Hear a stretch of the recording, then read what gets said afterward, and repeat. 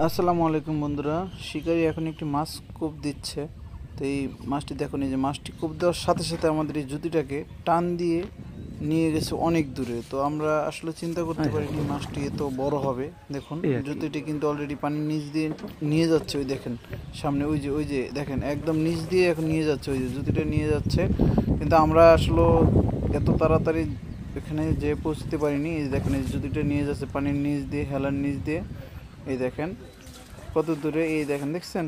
এখন দেখেন আমরা মাছটা উঠাবো আলহামদুলিল্লাহ। এখন স্পষ্টভাবে সুন্দরভাবে মাছটি না দেখাইতে পারলেও পরবর্তীতে এই যে ভিডিও শেষে দেখেন আমরা একটা ভিডিও দিচ্ছি। মাছটা আলহামদুলিল্লাহ ভালো একটা সাইজের মাছ।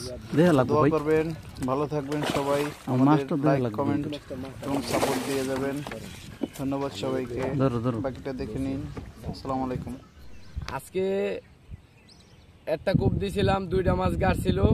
এই একটা মাছ রয়েছে দেখুন, এখনো জেতা মাছটা পাঞ্চা বাইতেছে সরাসরি। এই দেখুন